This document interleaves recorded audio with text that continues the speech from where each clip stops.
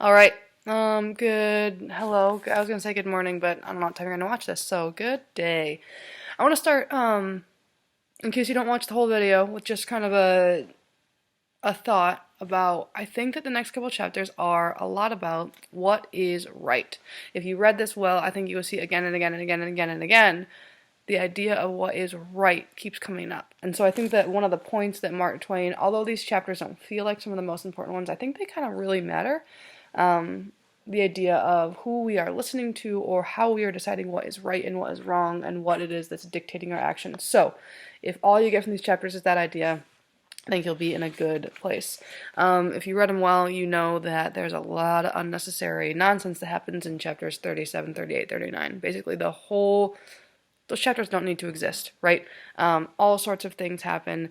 Tom kind of goes out of his way to make everything worse.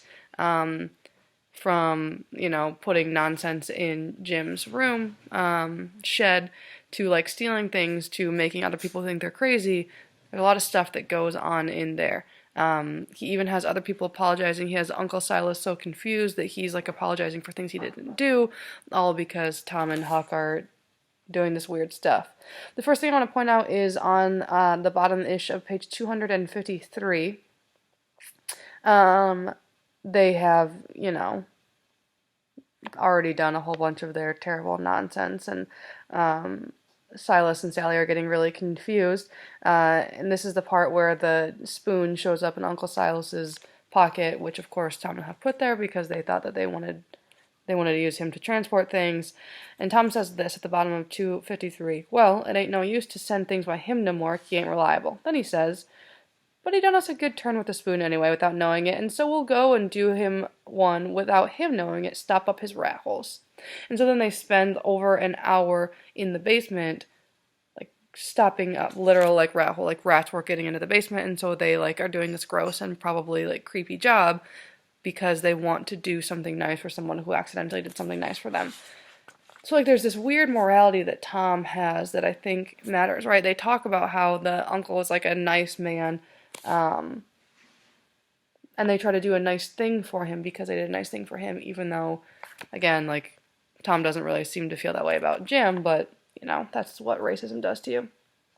Over on page 255, again, like, Tom allows that things are worth twice the trouble they take because he says that, like, this is the part where he confuses Aunt Sally into not being able to count, and so he says, he wouldn't believe she counted right if she did, and said that after she counted in her head for the next 3 days, he judged she'd give it up in order to kill anybody that wanted to ever count them anymore.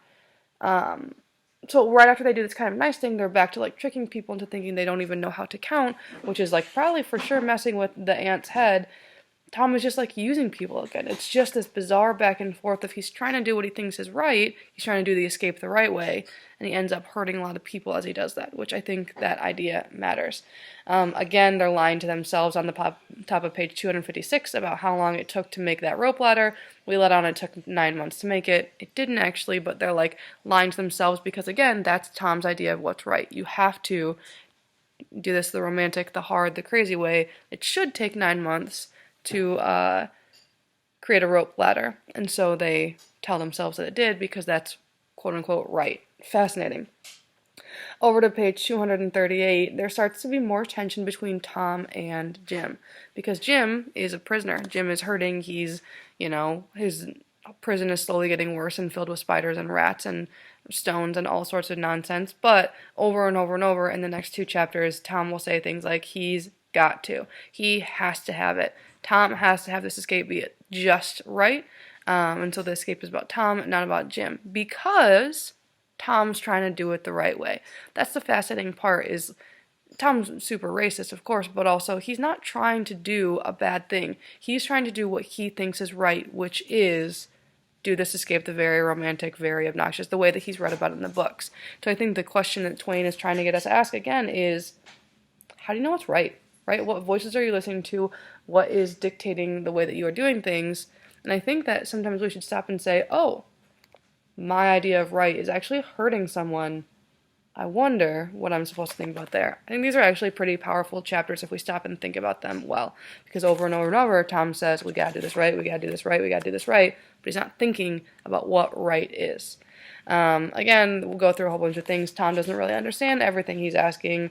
On 258, there's the example of he decides that Jim needs a coat of arms, but he doesn't really understand the things that he's explaining for the coat of arms, but he knows that you need to have it. So again, he doesn't really understand what he's doing, but he needs it to happen.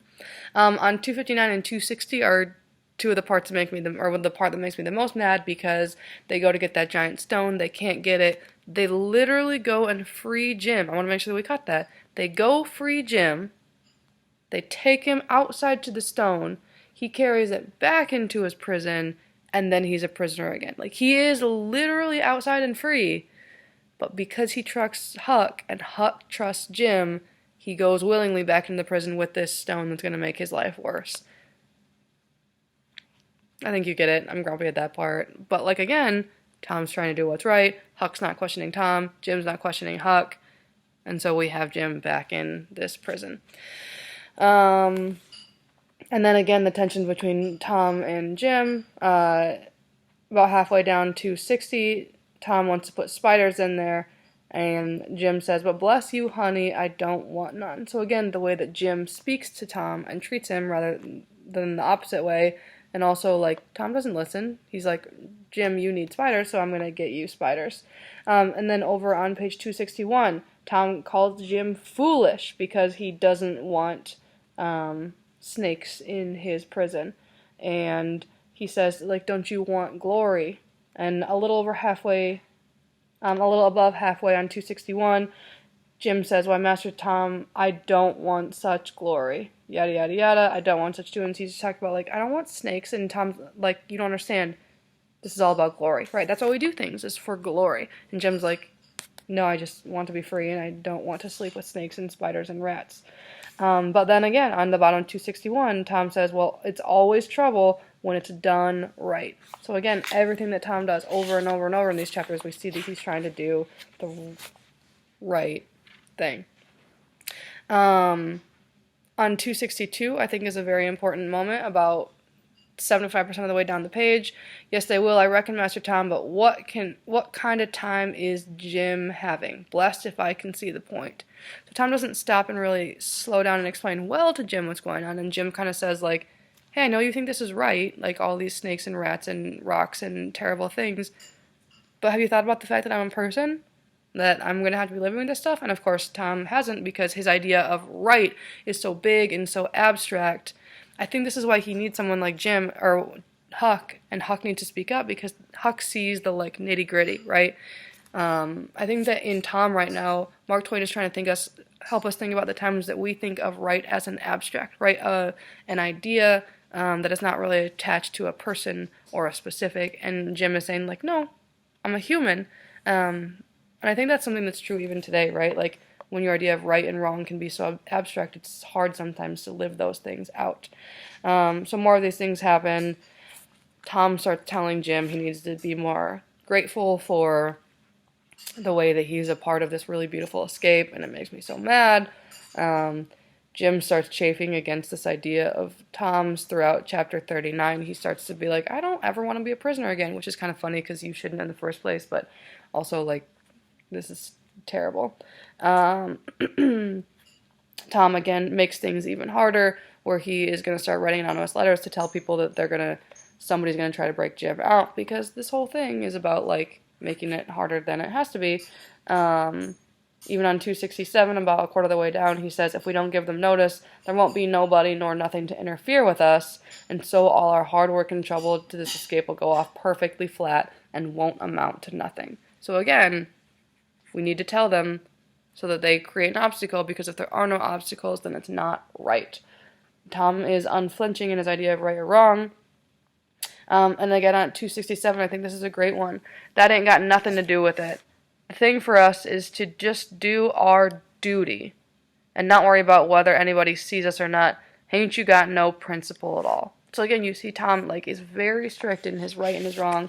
He follows his principles. He follows what he thinks is doing right. Even in the letter on 269, like, that fake letter from the unknown friend, he talks about, like, I want to do the right thing. So have that, I don't know, ponder that idea, if you will. What is it that is right? What are we following? What are we listening to? I think that matters. So there are those 3 chapters. More will come later. I hope you're having a great day.